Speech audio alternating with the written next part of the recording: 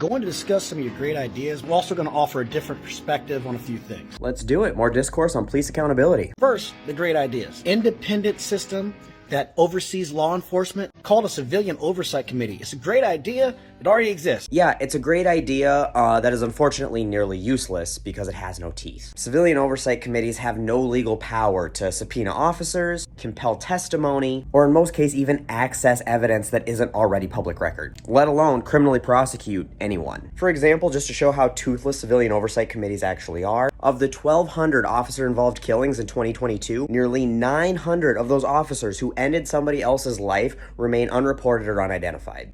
If civilian oversight committees had any authority, we would have stats on those officers even if the general public didn't know their name. Like, have they used lethal force before? Have they had complaints filed against them? But they can't even get that information in most cases, let alone do anything about it if they had the information. So though I agree civilian oversight committees are a great thing, they are unfortunately almost useless when it comes to actual police accountability. Liability insurance.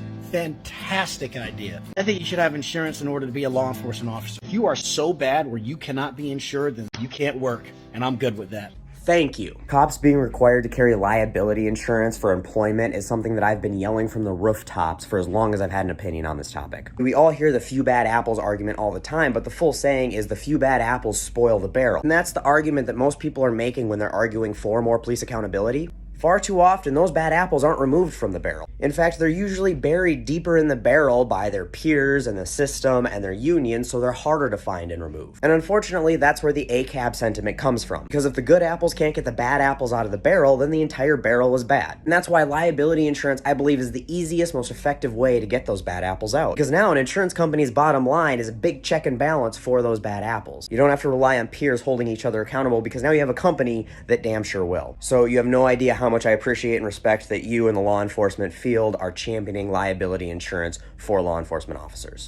I'm not sure where you found that most law enforcement officers die from sucking at driving, but according to a study released by the FBI for 2021, there were 129 law enforcement officers killed in the line of duty. 56 of those died in accidents. What about the accidents that occur when an officer is rushing to save your life? These individuals very well could have died trying to save someone else. So first, I want to say I apologize. The stat that I used for more officers dying in accidents was a little bit dated. It was from an NPR article in 2010. Historically, auto collisions have been one of, if not the biggest line of duty killers for officers. I'm also a little leery of using 2021 data because, middle of COVID, everything shut down, way fewer people are driving. Beyond that, your stats are accurate. I've got no objections. However, that's a lot of what ifs and a lot of what ifs that I'm not sure officers have earned the benefit of the doubt on. And here's why. The most blatant form of law enforcement corruption that we all witness almost daily is cops blatantly breaking traffic laws that they would cite or arrest us for. Now, I don't normally give anecdotes because I don't think they're relevant to conversations most of the time, but in this case, I actually think it is, so I'm going to give a personal anecdote and then I'll get to the stats. I've put a lot of miles on over the years, all over the country, and I could write a novel on just what I've seen cops do driving like assholes. One particular time that's always stuck with me is I was driving up the interstate when I was in high school. A cop blows by me like I'm standing still. No lights on, no nothing, so I speed up because I was curious how fast he was actually going. My car petered out around 105 and he's still pulling away from me like I was parked. But we happened to be getting off both at the next exit in Hinckley. He pulled right into the Toby's Bakery parking lot where all of his buddies were waiting because it's the popular hangout spot for the Pine County cops to hang out all night instead of,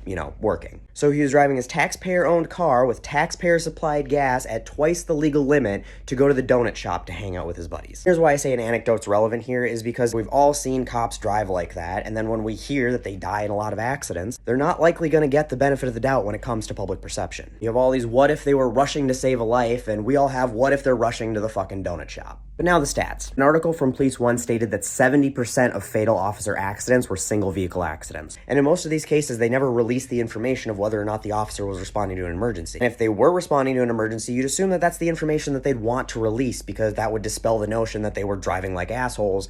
Furthermore, an investigative report by the Sun Sentinel showed that cops traveling on the Florida Turnpike were traveling between 90 and 130 miles an hour on average. The same report noted that speeding cops are responsible for killing or maiming around 20 people a year in Florida. And maybe a few cops die every year because they're legitimately responding to an emergency. But the evidence would suggest that the majority, do not. The thing that killed the most people in law enforcement wasn't bad driving or even felonious deaths. It was suicide. This likely won't show up as killed in the line of duty. I'm glad you brought this up because this is truly a serious issue and a tragic one. And one that I think both sides of the issue agree on, but has become tribal because the left sucks at messaging. Cops are expected to fill way too many roles in society for any one person, especially when considering the limited training cops get in these roles that they're expected to fill. From horrific accidents to domestic abuse and child abuse to murder scenes to possibly ending somebody's life, and whether it's justified or not, if you're not a sociopath, that's gonna fuck with you and it's something that you gotta live with. And the solution that I think both sides would agree on is defund the police. If it wasn't the dumbest fucking title we could have possibly have come up with. Because defund doesn't mean get rid of the police. It means reallocate some funding to more appropriate ways to serve the community so cops aren't expected to do all these jobs they're not equipped to handle. You know, reallocating some funding to mental health and family services so a lot of these police interactions would never even have to take place in the first place. Having mental health and social workers available to respond with police to domestic abuse and child abuse situations. Ending the war on drugs so we can treat drug abuse as a health problem rather than a criminal problem. That would make monumental progress in removing a lot of the trauma and stress from officers that lead them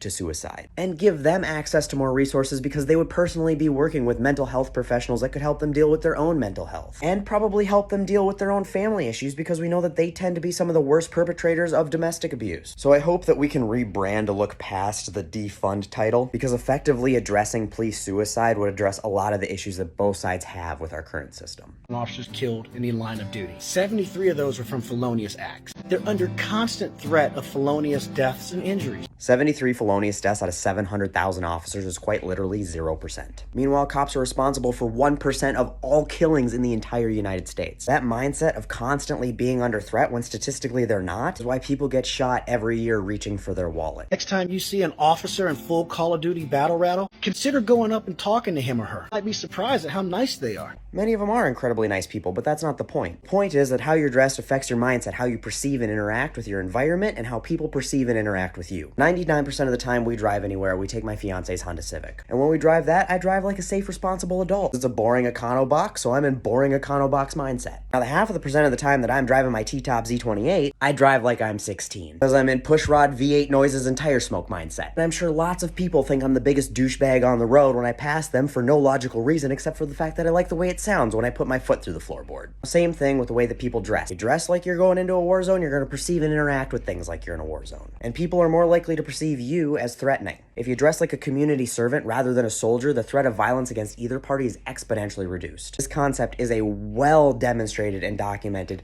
psychological scientific fact. So cops need to drop the battle rattle. I am not apologizing for law enforcement. Those who use the color of law to intimidate, commit crimes behind a badge, they need to be held accountable. I'm simply offering a different perspective and some different ideas. Is there a systemic issue in law enforcement?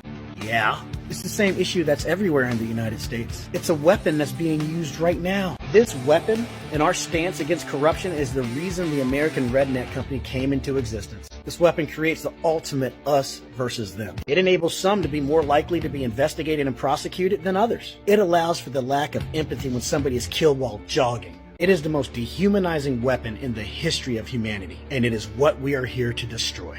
Race. The practice of calling a human being black or white, and we are here to end it. Much respect, Off Your Wagon. I look forward to your response if you have one. Thank you to everyone who's watched this. Much respect to you, Ricky. Thanks for your response. I really appreciate this discourse that we've been having, and I appreciate the hell out of everybody who's respectfully engaged with these videos. I encourage everybody to keep respectfully interacting with them because I think it's a really great conversation to have. This video on TikTok, unfortunately not on the other platforms, will be tagged back to his video, which is tagged back to my video, which is tagged back to the video that this all started with. So please go check all that out if you haven't seen them already. And I hope you guys keep tagging along for this because I hope to keep this conversation up. I also want to give a shout out to Ricky for giving me the opportunity to talk to him a little bit on the side. And I got to hear about the work that he's doing to try to bring some accountability to law enforcement and deal with racial inequity issues in the United States as a whole. I hope and look forward to the opportunity to work with him in some form or fashion to continue to talk about and hopefully address these issues. So please go check his stuff out if you get the chance. And once again, I really appreciate the opportunity to participate in this respectful discourse and really look forward to seeing where this all goes.